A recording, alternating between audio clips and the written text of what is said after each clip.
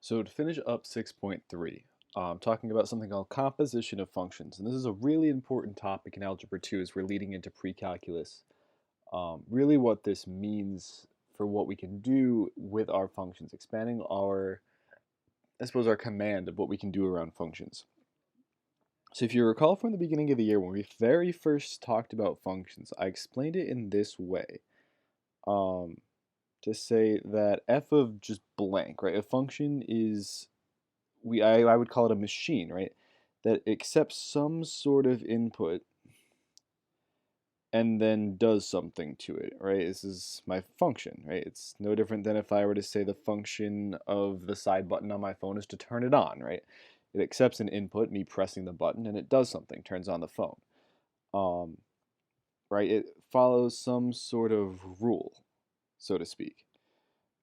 And in math, I can put whatever I want in these parentheses, right? This is really just the name of my function, f for function, and then my input, right? And I can put whatever I want into this function. And traditionally, we put x in as our unknown. And my function applies the rule to it, right? It's going to take my function, my input, and square it. It's going to take my function, my input, and add 3 times it, and then add 5. And I can put whatever I want into this, right? I could back up and I could say, well, let's put, I don't want to use that color. Let's put 4 in there. And in this case, it'll spit out a number. It'll give me 28, 33, right? In this case, it gives me a number.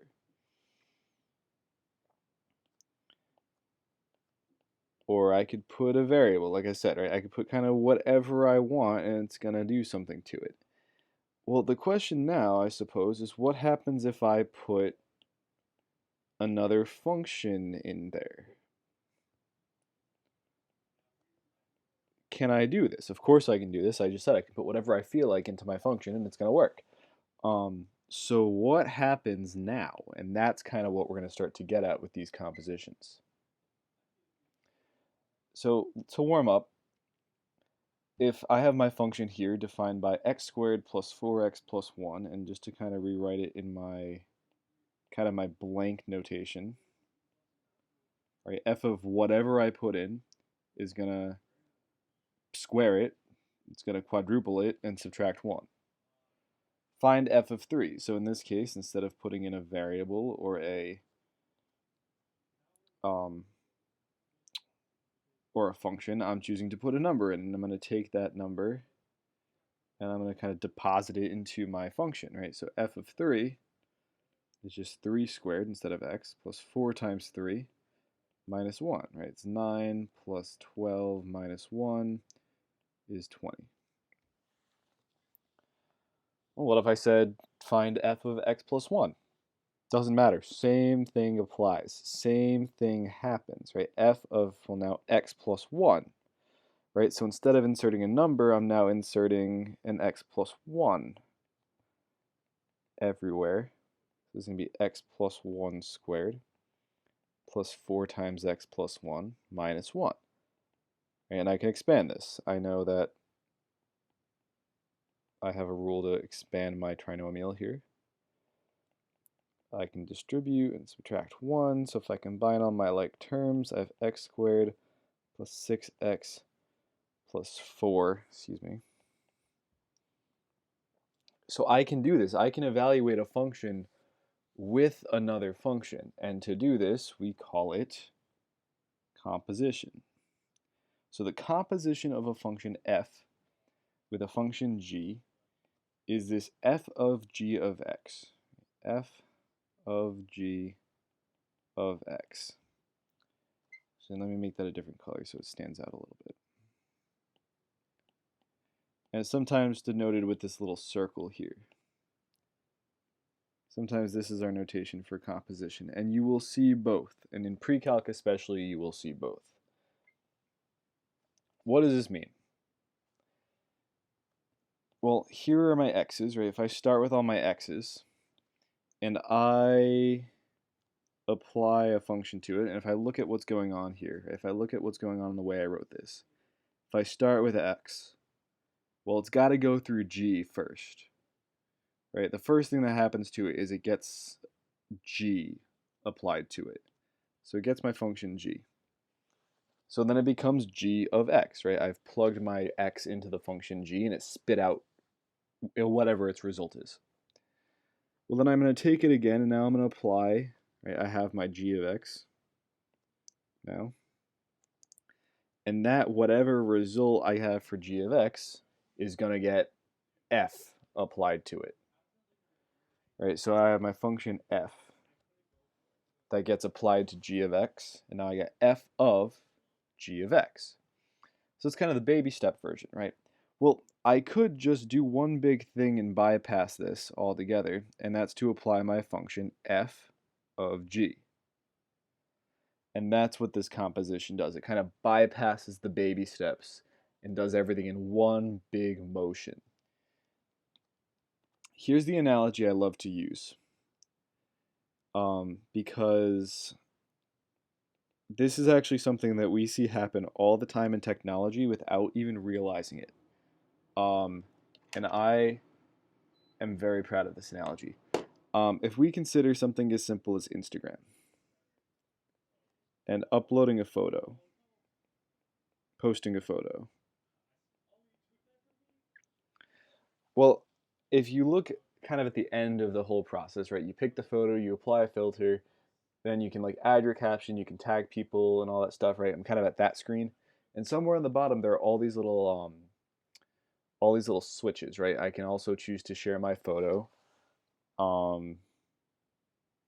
Right? Somewhere at the bottom I have options to share to Facebook and to Twitter and to other places.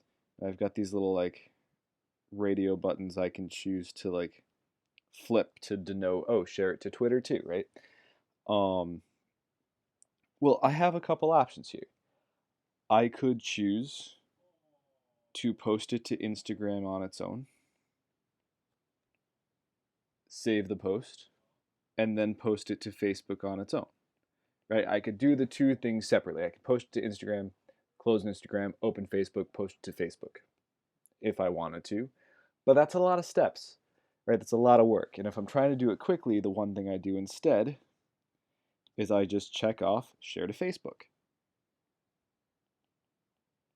And that's what this does. Right? It's going to post it to Instagram and Facebook in one click of the share button, right? Click the radio button for Facebook, click share, and it goes in both places. That's my composite function. My composite function is instead of going step, step, right, I do it in one big motion, and that's kind of what I'm dealing with. So some examples more in the math world instead of in the social media world is right here. So if I have my two functions, right, I have 2x plus 5 and I have x squared plus 2x. Step 1, find f of g of x. Find f of whatever g of x is. I like to actually write this in, right? This would be the same as saying find f of x squared plus 2x, which just means take x squared plus 2x and plug it into f. That's all that means. I'm going to keep my same colors. So wherever I had an x before, it's going to get replaced with an x squared plus 2x. Distribute. And we're done. Likewise, find g of f of x. So whenever I see this notation, I don't like this notation, but I introduce it because you do see it pretty commonly. And I don't like it because it's not as user-friendly. It doesn't really immediately tell you what you should be doing. It's just kind of there and it's confusing.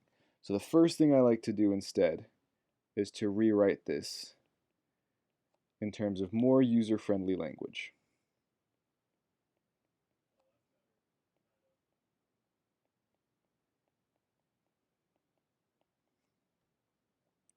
Because this tells me take f of x and plug it into g. All right, take 2x plus 5 and plug it into g. So this is going to be 2x plus 5 squared plus 2 times 2x plus 5. So to simplify, I have 4x squared plus 20x plus 25 plus 4x plus 10. So we have 4x squared plus 24x plus 35.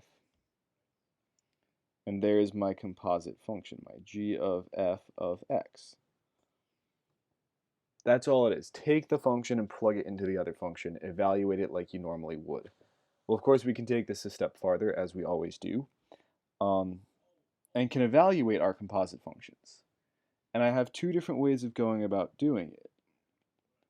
If I want to find f of g of 2, the short way, I guess, would be to find g of 2, or sorry, the kind of long way would be to find g of 2. So to plug 2 into g, 4 plus 4 is 8, and then find f of whatever that result is.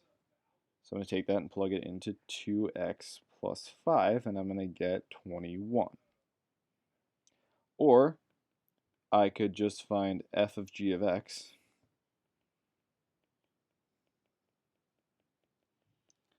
and then let x equal 2. And remember that that's what that notation means. So I'm going to get 2 times 2 squared plus 4 times 2 plus 5. 8 plus 8 plus 5 is 21. I prefer the method on the right. Either one's okay, but I just prefer to do the method on the right. I only do my calculation once instead of twice. So find g of f of x, right? Do the opposite thing. So g of f of negative 1. Remember that this is not multiplication. I see way too many people do this. It frustrates me to no end. This is not multiplication. This is plug negative 1 into the function. This is going to be 4 times negative 1 squared. I need some more room. It's going to be 4 times negative 1 squared plus 24 times negative 1 plus 35. So 4 minus 24 plus 35, and I believe I get 10. So that's kind of your crash course in composite functions. I don't know why I keep pronouncing it that way. So just to see one more in action, here's f and g. Find f of g of 3. So here's this pesky, not user-friendly version. Let's make it more user-friendly. F of g of 3. Well, I like to do it by finding f of g of x first, so I'm going to do it that way. So I'm going to take g of x and plug it into f. So this is going to be x, whoops, let me show it out, right? This is going to be like saying f of x plus 1. This is x plus 1 squared plus 1. So x squared plus 2x plus 1 plus 1. X squared plus 2x plus 2. So there's my function. There's my f of g of x. In general, there's my function. Let's plug this in. Let's plug in 3. So I get 3 squared plus 2 times 3 plus 2. I get 9 plus 6 plus 2. I get 17. It's really kind of the epitome in a lot of ways of the work we've been doing with functions, to say, well, you've gotten used to one function. Let's stick a couple of them together and see what happens. Right? But the process isn't bad. As long as we continue to think about functions in terms of just a series of operations on whatever I put into it, right? F of whatever I feel like doing. I think this can be really easy if you think about it in that way, right? Don't think about x as the law. X is just a placeholder for whatever I feel like putting in, whether that's a number or a variable or a function.